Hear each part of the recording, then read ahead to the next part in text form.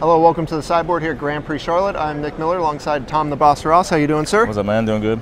You're a guy who's known for attacking with one drops in all formats, whether it be mono red, boss sly, or infect. But in modern, you're choosing not to sleeve up infect this weekend for another one drop, Soul Warden, Soul's Ascendant, and Sarah's Ascendant. You're playing the Soul Sisters deck this weekend. Yep, infect would be great for this weekend since Tron and Amulet Bloom are really good. But this is a Grand Prix. The field is huge.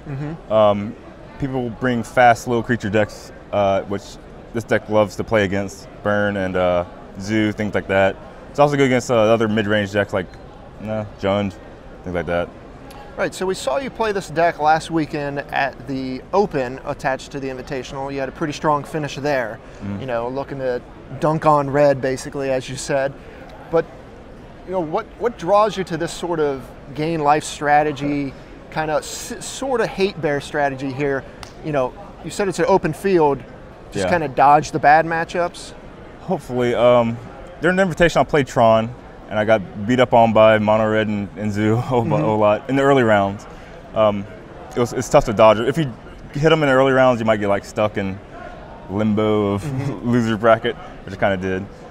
But it was a good. I felt like Tron was a good deck to win the tournament, which it did win the tournament, but I didn't really make it that far. But anyway, for the Open, I was like, I'm playing against Red again and losing. So I picked up this. Like Reduke handed me a 75. I played the exact 75, and I was going to smash Red was my plan. But I only played Red once during the Open. Sure. And I was winning a lot of matchups where I didn't think I would. Things like Abzan Company or Splinter Twin. So the deck had more game than I thought, and I just wanted to work on it for a week before this Grand Prix. And I think I came to a lot of solutions, mainly the Ghost Quarters and the sideboard. Sure, we'll break the whole deck down here. But an interesting thing here is all the game you have against all these other little decks. We'll bring up certain cards when that's relevant here. But you also have got a Johnny's Primate here, which is just going to gain you a ton of life.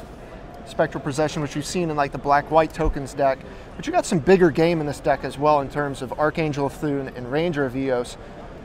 Go ahead and go over the interactions between Archangel with all your gaining life, all that shenanigans, and then Ranger of Eos, how it allows you to beat up on these other mid-range strategies. Yeah, Ranger of Eos helps you beat the attrition decks, things like Liliana or anything that makes you or wants to go 1-for-1 with you.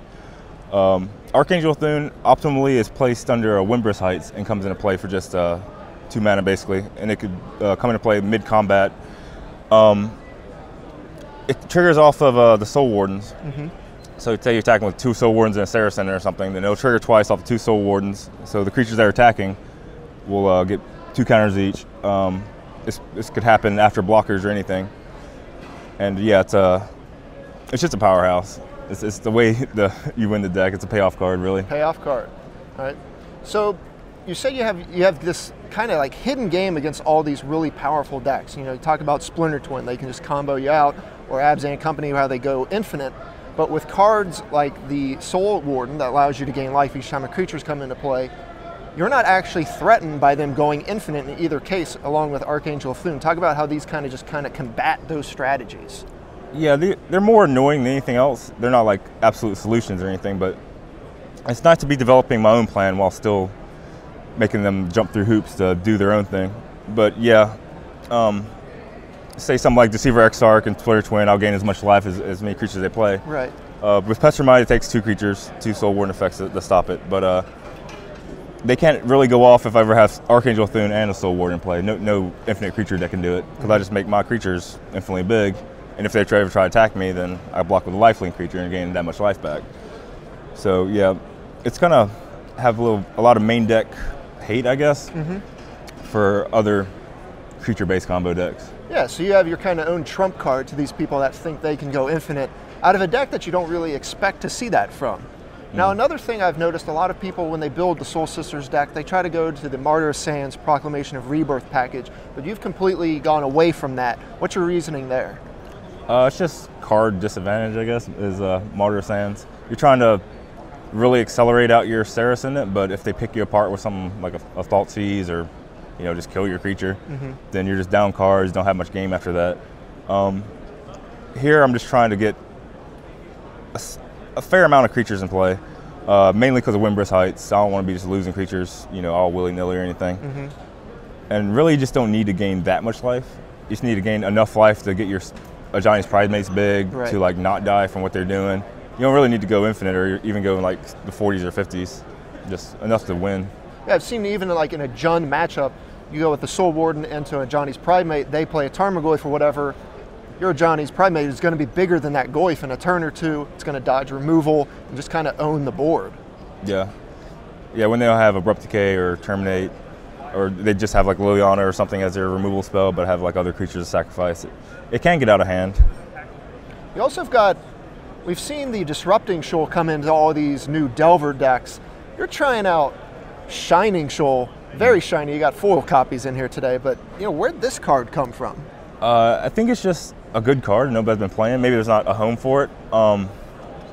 But I think the main way to beat the deck, or their main game plan, would be something like Pyroclasm, which Shining Shoal can prevent parts of that on 2 different creatures if it wanted to. Sure.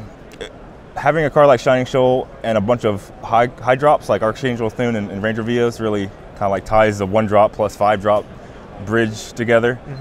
Also, you can pitch Spectral Procession to Shining Shoal, Right. and it's converted mana cost to 6 instead of what looks like 3. Yeah. You've got Path to Exile to deal with creatures, of course. You say this deck has a lot of matchups that look worse but actually aren't as bad, and look good but are kind of harder on you. You talk about Infect and Burn specifically. Yeah, Burn's positive, but it's not as good as one would think. It's very hard to turn on Serra Ascendant. They kill all your creatures. You're left with like 2/2 Johnny's Pridemates. And against Infect, it's hard for them to get through something like a Spectral Procession. Right. Their best card is Blighted Agent, but you also have Path to Exile. Sure. Your clock's reasonable. I can Shining Shoal some things, but it's still a negative matchup. Also, like Amulet Bloom and Tron are bad too. So those are the 3 bad matchups, and those probably will be popular. But I think I've done a little bit of work to try to shore them up. Yeah, definitely. You have 4 main deck Ghost Quarter, a card that a lot of people have been going to try to win those big mana matchups. We saw Ali Antrazi win the Invitational fighting Bloom in the finals with his own Ghost Quarters. Very powerful there. You get to play 4 of them main deck. Yeah, that's the biggest draw to this deck. A monocolor strategy that can afford to play 4 Ghost Quarters. I think that's just where the archetype really needs to be. I don't think any other deck can really play 4 Ghost Quarters. So. You've got Flagstones of Trokar, which is just value. You got your Windbrick's Height to get your creatures that are huge into play. You got a Pendlehaven here. We've known you for Infect, but showing up in the mono white deck seems pretty cool. I think if Pendlehaven tapped for colorless mana, it would be in a lot more decks. Because it taps for green, people don't want to, put it in their deck because it looks strange or something. I don't know. It just didn't really get placed in any non-green decks, but it's been showing up in like Legacy Goblins. And I think it just should go in a deck with a ton of 1/1 creatures in it. It probably should go in like black-white tokens too.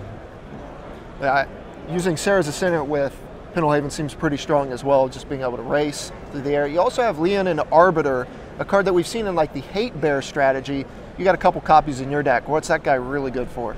Well, the format's full of fetch lands mainly, but the bad matchups, which are Amulet Bloom and Tron, search your library constantly. And it's just something that's annoying, to bridge the gap between, them not beating me on turn 4 and me killing them on like turn 5. Right. But it's also very good with Ghost Quarter and Path to Exile. Sure, you just get to shut down the search ability if they don't have the extra mana to pay for that ability. Yeah. All right, your sideboard has a bunch more 1-drops and a couple 2-drops. We've seen these guys before. Burrington, Forge Tender, and Core Firewalker are just great against the red strategies. 4 Rest in Peace. Yeah. Where are these guys coming in? Of course, they're redundant multiples, but when they're good, it usually just beats the opponent straight up. It's against the Abzan Company decks, they can't go off, and they're really shut down, just even in terms of like Eternal Witnessing or Persisting. It just completely beats decks like Storm, and who knows, people might show up with like a Vengevine deck. Sure. And they're fine in some low number of copies against the Tarmogoyf, Tasker decks. Yep. You got 2 Stony Silence, a great card against Tron, Affinity, stuff like that. Also kind of works in with your Prison style with the Arbiter. Yeah, it's a card that's less good in multiples, so there's less copies of it. But yeah, it's against Tron and Affinity. Your Honor of the Pures are in the board. This is another card we see in the main decks a lot in these like token-based strategies. You're not so much all in on the token-based strategy, but seems pretty good when just trying to fight, removal and stuff. Yeah, game one, I really want to trigger Windbreast Heights more than anything. This was something I cut last minute for just more creatures. But after a board, they come more prepared to deal with 1/1 creatures. They have cards like, Naya Soul Betrayal or Golgari Charm or Zealous Persecution, something. Right, the mass removal. Yeah, so that's what that's against. Another card like Is It Staticaster one that's popping up that, this card will also conveniently shut down. And a one of Surgical Extraction, just more graveyard. Yeah, I mean, it'll be good against like random graveyard decks, but against Tron, the theory is to Ghost Quarter them and Surgical their Tron piece. All right, well, this deck is going to take some people by surprise, I think, when they sit down across from you. Is that something you kind of bank on going with like a rogue strategy? Yeah, having people keep or mulligan opening hands knowing that I'm on Infect gets annoying after a while, so I got to switch it up, keep them guessing. All right, well, the deck looks awesome. We wish you the best of luck today. Tom Ross here with Soul Sisters. Stay tuned to StarCityGames.com all weekend long for the action here in Charlotte.